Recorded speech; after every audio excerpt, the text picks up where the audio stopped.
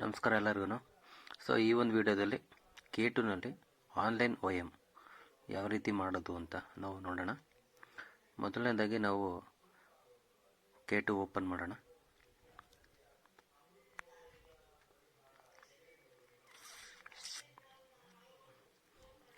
Next ನೀವು ಇಲ್ಲಿ ನೋಡ್ಬೋದು, ಇಲ್ಲಿ OM ಇನಿಷಿಯೇಟಿಂಗ್ ಅಥಾರಿಟಿ ಅಂತ ಇದೆ.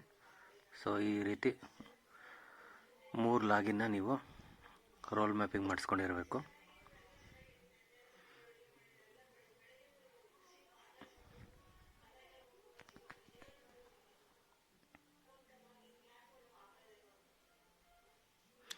ನಂತರ ನೀವಿಲ್ಲಿ ಚೆಕ್ ಮಾಡ್ಬೋದು, ಪಾತ್ ಬಂದು ಬಿಲ್ ಪ್ರಿಪರೇಷನ್ ಬರುತ್ತಲ್ಲ, ಇಲ್ಲಿರುತ್ತೆ ನೋಡಿ. ಸೊ ಇಲ್ಲಿ ನೀವು ಸೆಲೆಕ್ಟ್ ಮಾಡ್ತಾ ಹೋಗಿ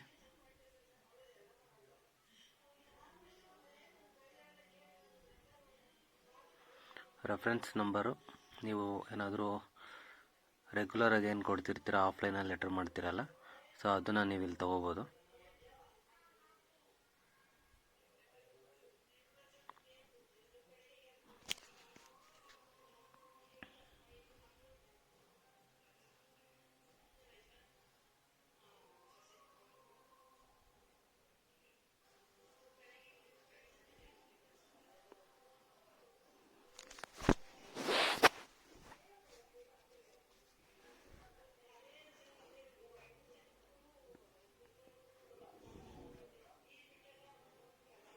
ನಂತರ ಇಲ್ಲಿ ಡೇಟ್ ಕೊಡಿ.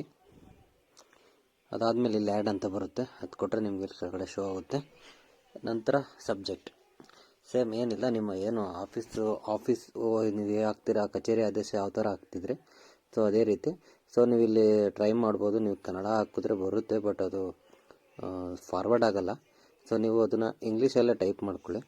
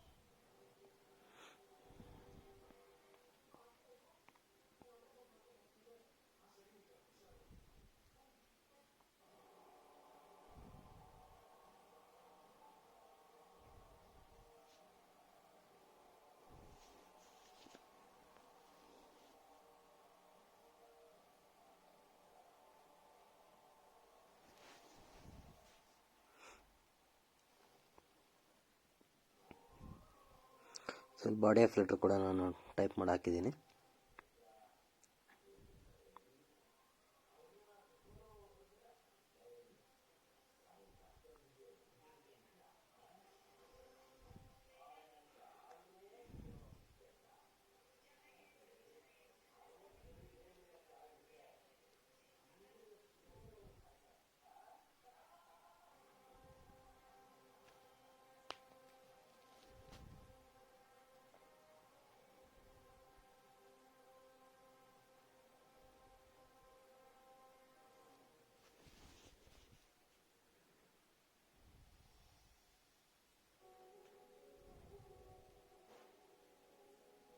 ನೆಕ್ಸ್ಟ್ ಇದಾದಮೇಲೆ ನೀವು ಇಲ್ಲಿ ಸೆಲೆಕ್ಟ್ ಮಾಡ್ಬೋದು.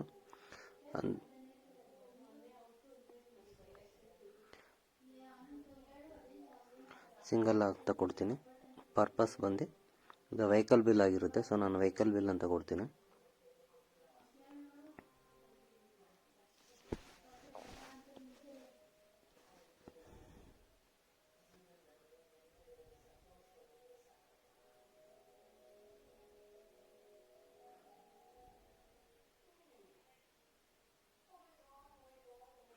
ನೆಕ್ಸ್ಟ್ ಇದಾದಮೇಲೆ ನೋಡ್ಬೋದು, ಸೊ ಇಲ್ಲಿ ಹೆಡ್ ಆಫ್ ಅಕೌಂಟ್ ಕೇಳುತ್ತೆ.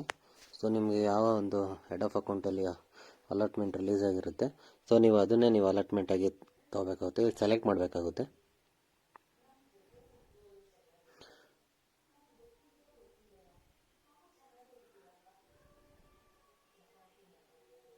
ಸೊ ನಾನು ಇಲ್ಲಿ ಅಲಾಟ್ಮೆಂಟ್ ಹೆಡ್ ಆಫ್ ಅಕೌಂಟ್ನ ಸೆಲೆಕ್ಟ್ ಮಾಡಿದ್ದೀನಿ.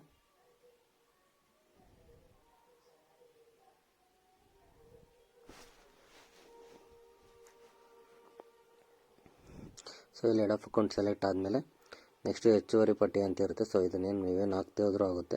ನೆಕ್ಸ್ಟ್ ಅದಾದಮೇಲೆ ನಿಮ್ಮ DDO ಕೋಡ್ನ ಸೆಲೆಕ್ಟ್ ಮಾಡಬೇಕಾಗುತ್ತೆ. ಅದಾದ ನಂತರ ಇಲ್ಲಿ DDO ಡೆಸ್ಟಿನೇಷನ್ ಚೆಕ್ ಮಾಡ್ಕೊಳ್ಳಿ, ಬೇರೆದು ಹಾಕಿದರೆ ಇನ್ ಕೇಸ್ ತಪ್ಪಾಗುತ್ತೆ. ಸೊ ಅದಾದಮೇಲೆ ನೀವು ಇಲ್ಲಿ ಯಾರಿಗೆ ಪೇಮೆಂಟ್ ಮಾಡಬೇಕು ಅವರ ಒಂದು ರೆಸಿಪೆಂಟ್ ಐ ಡಿನ ನೀವು ತೊಗೋಬೇಕಾಗುತ್ತೆ. ಸೆಲೆಕ್ಟ್ ಮಾಡಿಕೊಂಡ್ರೆ ಆಟೋ ಪಾಪ್ಯುಲೇಟ್ ಆಗುತ್ತೆ. ನಂತರ ಆ ಒಂದು ಆಫೀಸ್ ಆರ್ಡ್ರಲ್ಲಿ ಎಷ್ಟು ಅಮೌಂಟ್ ಇರುತ್ತೆ ಸೊ ಅಷ್ಟು ಅಮೌಂಟ್ನ ನೀವು ಇಲ್ಲಿ ಟೈಪ್ ಮಾಡಬೇಕಾಗುತ್ತೆ.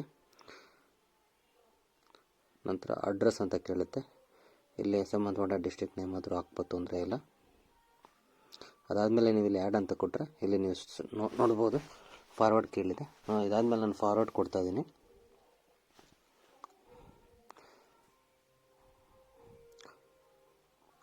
ನೆಕ್ಸ್ಟ್ ಓಕೆ ಕೊಟ್ಟಾದಮೇಲೆ ಇದು ಫಾರ್ವರ್ಡ್ ಆಗಿರುತ್ತೆ. ನೆಕ್ಸ್ಟ್ ಇದಾದಮೇಲೆ ನೆಕ್ಸ್ಟ್ ರೋಲ್ ಬಂದು ನೆಕ್ಸ್ಟ್ ನಾನು ಇಲ್ಲಿ ಕೇಸ್ ವರ್ಕರ್ ಲಾಗಿನ್ ಹೋಗಿ ಕ್ರಿಯೇಟ್ ಬಿಲ್ ಕೊಡ್ತೀನಿ. ಸೊ ಇಲ್ಲಿ ಕ್ರಿಯೇಟ್ ಬಿಲ್ ನೋಡ್ಬೋದು ನೀವು. ಸೊ ನಾನು ಇಲ್ಲಿ ಕ್ರಿಯೇಟ್ ಬಿಲ್ ಕೊಟ್ಟಾದ್ಮೇಲೆ ನೆಕ್ಸ್ಟ್ ಅಥಾರಿಟಿ ಅಂತ ನಾನು ಇಲ್ಲಿ ಕ್ರಿಯೇಟ್ ಬಿಲ್ ಕೊಡ್ತೀನಿ. ಸೊ ನೀವು ಸೆಲೆಕ್ಟ್ ಮಾಡ್ಬೋದು, ಸ್ಟೇಟ್ ಅಂತ ಕೊಡ್ತೀನಿ, ನಮ್ಮದು ಸ್ಟೇಟ್ ಇದೆ. ಸೊ ಇಲ್ಲಿ ನಾವು ಯಾವ ಒಂದು DCT ಬಿಲ್ ಟೈಪ್ನ ತೊಗೊಂಡಿರ್ತೀನಿ ಅದು ತೊಗೊಂಡು ಸೊ ನಾವು ಇದನ್ನು ನೆಕ್ಸ್ಟ್ ಇಲ್ಲಿ ಓಪನ್ ಸೆಲೆಕ್ಟ್ ಮಾಡಾದ್ಮೇಲೆ ಸೊ ನೀವು ಇಲ್ಲಿ ಏನು ಮಾಡೋಕೆ ಹೋಗ್ಬೇಡಿ. ಈ ಒಂದು ಲಾಗಿನ್ ನೀವು ಇವತ್ತಿನ ಆರ್ಡರ್ ಒಂದೇ ನೀವು OM ಹಾಕಿದ್ದೀರಾ ಆರ್ಡರ್ದು, ಬೇರೆ ಏನು ನಿಮಗೆ ನೀವು ಇಲ್ಲಿ ಡೇಟಲ್ಲಿ ಸರ್ಚ್ ಕೊಟ್ಟರೆ ಸಾಕು. ಸ್ಯಾಂಕ್ಷನ್ ಆರ್ಡರ್ ನಿಮ್ದು ಏನು OM ನೋಡ್ಬೋದು, ಅದು ನಿಮ್ಗೆ ಇಲ್ಲಿ ಕೆಳಗಡೆ ಶೋ ಆಗುತ್ತೆ. ಒಂದೊಂದ್ಸಲ ಲೇಟ್ ಆಗುತ್ತೆ, ತೊಂದರೆ ಇಲ್ಲ. ಸೊ ನೀವು ಸ್ಯಾಂಕ್ಷನ್ ಏನದು OM ಇರುತ್ತೆ ಆ ನಂಬರ್ ಕೂಡ ಸೆಲೆಕ್ಟ್ ಮಾಡ್ಬೋದು, ನಿಮಗೆ ಕಾಣಿಸ್ತಾ ಇರ್ಬೋದು. ಸೊ ನಾನು ಇಲ್ಲೂ ಕೂಡ ಒಂದು ಮೇಲೆ ಚೆಕ್ ಮಾಡ್ತೀನಿ. ಸೊ ಬಂದಿರಲ್ಲ, ಸೊ ಅದು ಬಂದಿಲ್ಲ ಅಂದ್ರೆ ಏನು ತಲೆ ಕೆಡಿಸ್ಕೊಂಬೇಡಿ, ಬಾಕ್ಸ್ ಮೇಲೆ ಕ್ಲಿಕ್ ಮಾಡಿ ಅದಾದ ಓಪನ್ ಅಂತ ಕೊಡಿ. ನೆಕ್ಸ್ಟ್ ಪ್ರೋಸೆಸ್ ಬಂದು ಜಸ್ಟ್ ಫಾರ್ವರ್ಡ್. ನೆಕ್ಸ್ಟ್ ನಿಮಗೆ ಇಲ್ಲಿ ನೋಡ್ಬೋದು ಸೇಮ್ ನಿಮಗೆ ಬಿಲ್ ಈ ಥರ ಕ್ರಿಯೇಟ್ ಮಾಡ್ತಿದ್ರೆ ಅದೇ ಥರ ನಿಮಗೆ ಫಾರ್ವರ್ಡ್ ಆಗುತ್ತೆ. ಸೊ ಇಲ್ಲಿ ನಾನು ಹೆಡ್ ಆಫ್ ಅಕೌಂಟ್ ಚೆಕ್ ಮಾಡ್ಕೊಂಡಿದ್ದೀನಿ, ಎಲ್ಲ ಕರೆಕ್ಟ್ ಆಗಿದೆ. 3 ಹಂತದಲ್ಲಿ OM ನಂಬರ್ ಕೂಡ ನಿಮಗೆ. ಸೊ ಇಲ್ಲಿ ಕೂಡ ನಿಮಗೆ ಡ್ರಾಫ್ಟ್ ಜನರೇಟ್ ಆಗುತ್ತೆ, ಬಟ್ ಇಲ್ಲಿ ಒಂದೊಂದ್ಸಲ ಬರಲ್ಲ, ನೆಟ್ವರ್ಕ್ ಇಶ್ಯೂ ಇರೋದ್ರಿಂದ ಸ್ವಲ್ಪ ಡಿಲೇ ಆಗುತ್ತೆ. ಸೊ ಬ್ಲ್ಯಾಂಕ್ ಬರ್ತೈತೆ, ಸೊ ತೊಂದರೆ ಇಲ್ಲ, ಇಲ್ಲಿ ನೀವು ಕ್ಲೋಸ್ ಕೊಡ್ಬೋದು. ನಂತರ ಇದಾದಮೇಲೆ ನೀವು ಇಲ್ಲೈತೆ ನೋಡಿ OM ಇಶ್ಯೂಯಿಂಗ್ ಅಥಾರಿಟಿ ಅಂತ, ಇಲ್ಲಿ ನೀವು ಬರ್ಬೋದು, ಓಪನ್ ಮಾಡಿ ಸಿಗುತ್ತೆ. ರೆಸಿಪೆಂಟ್ ಐಡಿ ಕೊಟ್ಟು ಯಾವ ರೀತಿ ಬಿಲ್ ಇರುತ್ತೆ ಅದೇ ರೀತಿ ಬಿಲ್ ಮಾಡ್ತೀನಿ ನಾನು. ಮೇಲೆ ಕ್ಲಿಕ್ ಮಾಡಿ. ಸೊ ಇದರಲ್ಲಿ ಯಾವುದೇ ರೀತಿ ಚೇಂಜಸ್ ಇರಲ್ಲ. ಆನ್ಲೈನ್ OM ಒಂದು ನಿಮಗೆ ಜನರೇಟ್ ಮಾಡ್ಕೋಬೋದು, ಅಷ್ಟು ಬಿಟ್ಟರೆ ಬೇರೆ ಏನೂ ಇಲ್ಲ. ಅದೊಂದು ಆ್ಯಡ್ ಆಗುತ್ತೆ ಅಷ್ಟೇ. ಮೊದಲೆಲ್ಲ ಆಫ್ಲೈನ್ ಮಾಡ್ತಿದ್ರು, ಇದು ಕೂಡ ಸೇಮ್. ಸೊ ಅದೇ ರೀತಿ ನಿಮಗೆ ಇದು ಆನ್ಲೈನ್ OM ಹಾಕಿ ಚೆಕ್ ಮಾಡಿ. ಅದಾದಮೇಲೆ ಕೂಡ ನಾವು ಇಲ್ಲಿ ಆಫ್ಲೈನಲ್ಲಿ ನೀವು ಏನು ಎಂಟ್ರಿ ಮಾಡ್ತಿದ್ರಿ ಆರ್ಡರ್ ನಂಬರ್ ಆಗ್ಬೋದು ಹಾಗೂ ಆರ್ಡರ್ ಡೇಟ್ ಆಗ್ಬೋದು, DDO ಕೋಡ್, ಇದರಲ್ಲಿ ಆ ಥರ ಏನಿಲ್ಲ. ಚೆಕ್ ಮಾಡಾದ್ಮೇಲೆ ಏನಿದೆ ಆರ್ಡರ್ ನಂಬರ್ನ ಅಲ್ಲೇ ಕ್ರಿಯೇಟ್ ಮಾಡಿ ಕೊಟ್ಟಾದ್ಮೇಲೆ ನೆಕ್ಸ್ಟ್ ಪ್ರೊಸೀಜರ್ ಎಲ್ಲ ಸೇಮ್ ಇರುತ್ತೆ. ಕ್ಲಿಕ್ ಮಾಡಿದ್ರೆ ನೆಕ್ಸ್ಟ್ ಇದರಲ್ಲೇ ನಿಮಗೆ ಆರ್ಡರ್ ಇಶ್ಯೂ ಆಗಿರುತ್ತೆ.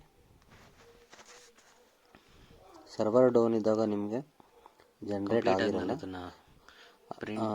ನಿಮಗೆ ಸಾರಿ ಡ್ರಾಫ್ಟ್ ನಿಮ್ಗೆ ಏನು ಬರುತ್ತೆ ನಿಮಗೆ OM ನಿಮಗೆ ಜನರೇಟ್ ಆಗಿರುತ್ತೆ, ಬಟ್ ನಿಮಗೆ ಅದು ಶೋ ಆಗಲ್ಲ, ಬ್ಲ್ಯಾಂಕ್ ಬರ್ತಾ ಇರುತ್ತೆ. ಸೊ ಏನೂ ತೊಂದರೆ ಇಲ್ಲ, ನೀವು ನೆಕ್ಸ್ಟ್ ಪ್ರೋಸೆಸ್ ಕೂಡ ಮಾಡ್ಬೋದು. ಬಿಲ್ ಪ್ರಿಂಟ್ ತೆಗಿಬೇಕಾದ್ರೆ ನೋಡ್ಬೋದು. ಈಗ ನೆಕ್ಸ್ಟ್ ನಾನು ಕೇಸ್ ವರ್ಕರಲ್ಲಿ ಇದೇ ಆರ್ಡರ್ ಸಂಬಂಧಪಟ್ಟಂತೆ ಬಿಲ್ ಮಾಡ್ತೀನಿ 2%. ಸೊ ನೀವೀಗ ಏನು ಮಾಡಬೇಕಪ್ಪ ಅಂತಂದರೆ ನೆಕ್ಸ್ಟ್ ಇದಾದಮೇಲೆ GST ಕೂಡ ನಾನು ಕ್ರಿಯೇಟ್ ಬಿಲ್ಗೆ ಹೋಗ್ತೀನಿ.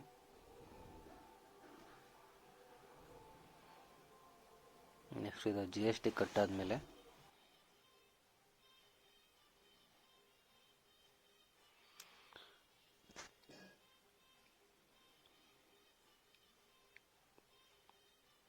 ಅಮೌಂಟ್ ಹಾಕ್ತಾ ಇದ್ದೀನಿ.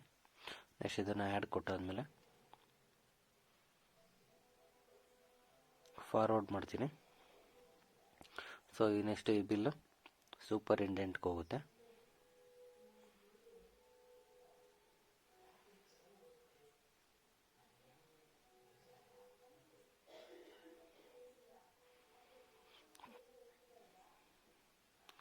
ನೆಕ್ಸ್ಟ್ ನಾನು ಇದನ್ನು ಸೂಪರಿಂಟೆಂಡೆಂಟ್ ಎಲ್ಲ ರೋಲ್ ಚೇಂಜ್ ಮಾಡ್ತೀನಿ.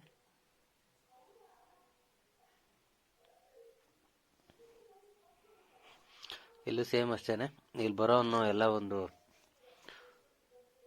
ವೆರಿಫಿಕೇಷನ್ ಲಿಸ್ಟಲ್ಲಿರೋದಕ್ಕೆಲ್ಲದಕ್ಕೂ ಟಿಕ್ ಮಾರ್ಕ್ ಮಾಡಿ ಚೆಕ್ ಮಾಡ್ತೀನಿ.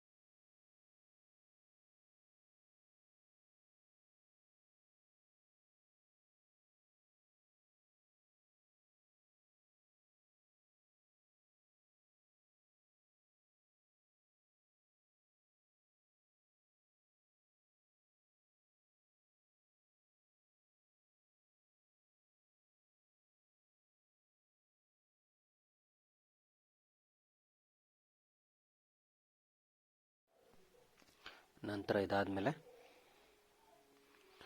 ಇದನ್ನು ಡಿ ಡಿ ಓವರ್ಗೆ ಫಾರ್ವರ್ಡ್ ಮಾಡ್ತಾ ಇದ್ದೀನಿ.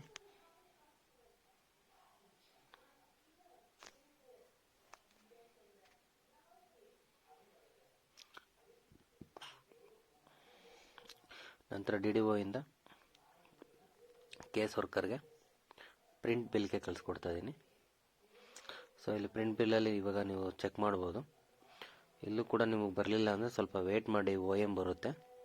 ಆ OM ಜೊತೆಗೆ ಇಲ್ಲಿರೋವಂಥ ಎಲ್ಲ ಡಾಕ್ಯುಮೆಂಟ್ನೂ ನೀವು ಪ್ರಿಂಟ್ ತೆಗೆದು ಟ್ರೆಜರಿಗೆ ಕಳಿಸ್ಕೊಡ್ಬೋದು. ಜೊತೆಗೆ ಏನಾದರೂ ನೀವು ಆಫ್ಲೈನಲ್ಲಿ ಏನಾದರೂ ಕೂಡ ಆಫೀಸ್ ಆರ್ಡ್ರ್ ಏನಾದರೂ ಹಾಕಿದರೆ ಸೊ ಅದನ್ನು ಕೂಡ ನೀವು ಅಟ್ಯಾಚ್ ಮಾಡಿ ಕಳಿಸ್ಬೋದು, ತೊಂದರೆ ಏನೂ ಇಲ್ಲ. ಯಾಕೆ ಅಂತಂದರೆ ಅದರಲ್ಲಿ ನೀವು ಡೀಟೇಲಾಗಿ ಹಾಕೋಕ್ಕೆ ಬರಲ್ಲ ಅಂತ ಹೇಳಿ ನೀವು ಆಫೀಸಲ್ಲಿ ಮೊದಲು ಯಾವ ಥರ ಇರುತ್ತೆ ಅದೇ ಥರನೂ ಹಾಕ್ಕೊಂಡಿರ್ತೀರಲ್ವ, ಅದನ್ನು ಕೂಡ ನೀವು ಹಾಕಿ ಕಳಿಸ್ಬೋದು. ಇಲ್ಲ ನಿಮ್ಮ ರೆಫರೆನ್ಸ್ಗಾದರೂ ನೀವು ಇಕ್ಕೋಬೋದು, ಆಡಿಟ್ಗೆ ಏನಾದರೂ ನಿಮಗೆ ಬೇಕಾಗ್ಬೋದು. ಸೊ ಇದಕ್ಕೆ ಬಿಟ್ಟು ನಿಮ್ಗೇನಾದರೂ ಬೇರೆ ಡೌಟ್ ಇದ್ದರೆ ನೀವು ಕಮೆಂಟ್ ಮಾಡಿ.